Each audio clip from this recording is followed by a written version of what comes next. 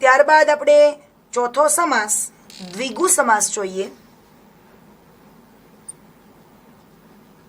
દ્વિગુ સમાસ.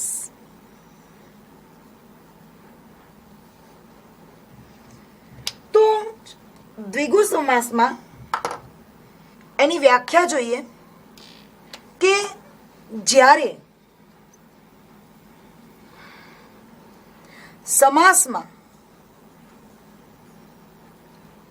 પૂર્વપદ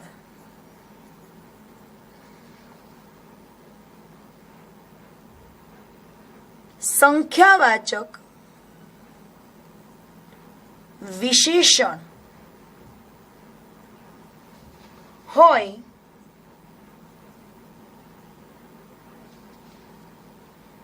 એટલે કે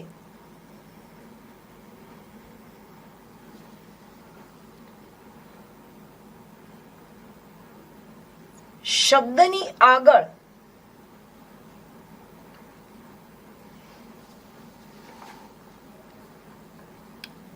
સંખ્યાવાચક વિશેષણ લાગે ત્યારે દ્વિગુ સમાસ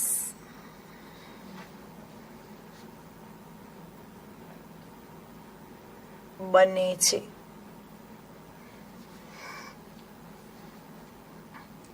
તો આ દ્વિગુ સમાસ એ બહુ સહેલો સમાસ છે. એટલે કે પૂર્વપદ, સમાસનું પૂર્વપદ, પહેલું પદ એ સંખ્યાવાચક વિશેષણ હોય. તો આપણે ઉદાહરણ જોઈ લઈએ એટલે આપણને ખ્યાલ આવી જાય.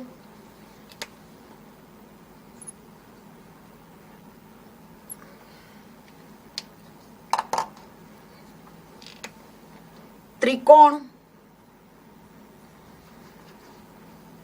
એટલે કે 3 ખૂણાનો સમૂહ.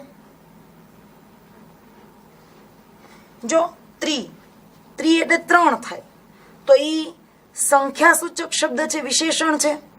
એવી જ રીતે પંચાંગ તો 5 અંગનો સમૂહ.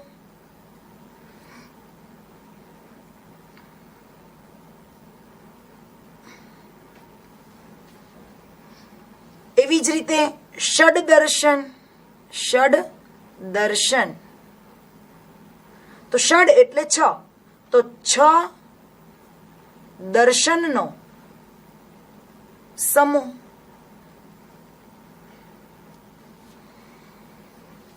સપ્તપદી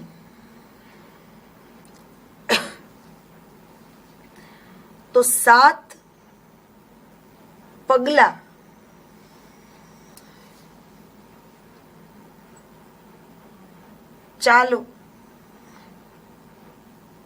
ચાલીને લેવાતું પદ. એટલે એમાંય પણ 7 એ સંખ્યાવાચક શબ્દ છે. ત્યારબાદ અષ્ટ દિશા તો 8 દિશાઓનો સમૂહ.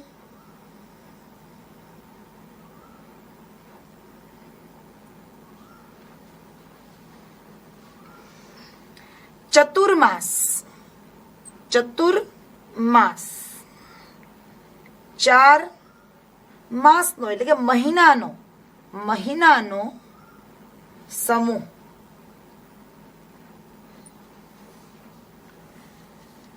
નવરાત્રિ એટલે 9 રાત્રિનો સમૂહ.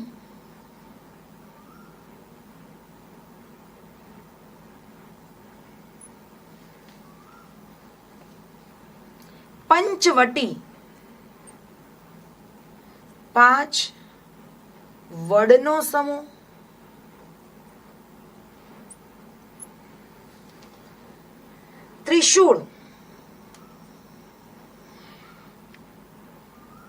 ત્રિશૂળમાં 3 શૂળ હોય. જો 3 શૂળનો સમૂહ. શૂળ એટલે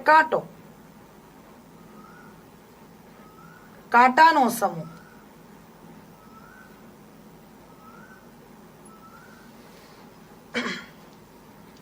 પંચેન્દ્રિય,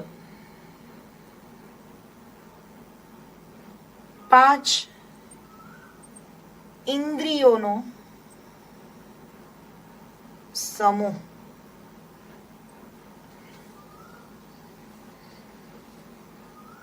પખવાડિયું, પખવાડિયું, પખવાડિયું એટલે 15 દિવસનો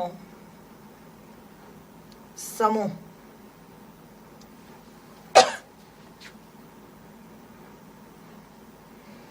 ત્યારબાદ જો ચોમાસું,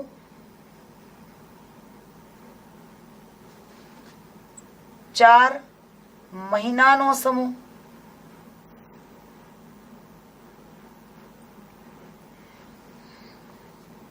સહસ્ત્રલિંગ,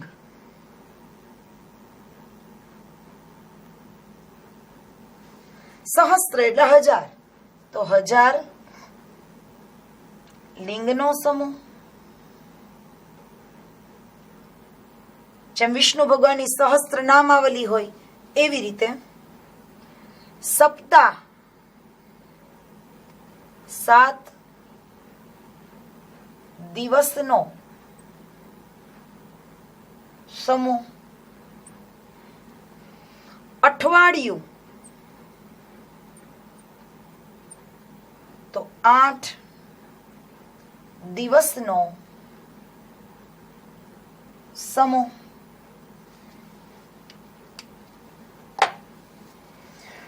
તો ધ્યાન દો, દ્વિગુ સમાસ જ્યારે સમાસમાં પૂર્વપદ સંખ્યાવાચક વિશેષણ હોય, એટલે કે શબ્દની આગળ સંખ્યાવાચક વિશેષણ લાગે ત્યારે દ્વિગુ સમાસ બને. તો સંખ્યાવાચક વિશેષણ કઈ રીતે? તો કે ત્રિકોણ, તો કોણ કેટલા છે ખૂણા? તો કે 3. પંચ અંગ, તો અંગો કેટલા છે? તો કે 5, તો 5 લાગ્યું. જુઓ, ષડ દર્શન, તો દર્શન કેટલા છે?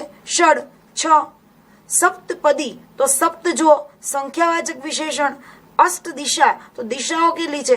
અષ્ટ, 8 પ્રકારની એટલે સંખ્યાવાચક વિશેષણ. ચતુર્માસ, તો ચતુ, 4. રાત્રિ કેટલી છે? તો કે 9. પંચવટી, તો આગળ છે 5. ત્રિશૂળ, શૂળ કેટલા છે? તો કે 3. પંચેન્દ્રિય, તો ઇન્દ્રિયો કેટલી છે? તો કે 5. પખવાડિયું, તો પખવાડિયું એટલે 15 દિવસનો સમૂહ. એટલે આ શબ્દમાં આખામાં એમ આવી જાય કે આ 15 ઈ સંખ્યાવાચક વિશેષણ બની ગયું. એટલે ખાસ કરીને આવા તમે ખ્યાલ રાખજો, જેમાં સંખ્યાની આપણે ખ્યાલ રાખવાનો છે. ચોમાસું, તો 4 મહિનાનો સમૂહ. આ ચો એ 4 દર્શાવે છે. સહસ્ત્રલિંગ, તો સહસ્ત્ર એટલે 1000, 1000 લિંગનો સમૂહ. સપ્તાહ, તો સપ્ત એટલે 7, તો 7 દિવસનો સમૂહ. અઠવાડિયું, તો 8 દિવસનો સમૂહ. તો આ બધા શબ્દની આગળ સંખ્યાવાચક વિશેષણો છે એટલે આ દ્વિગુ સમાસ બને.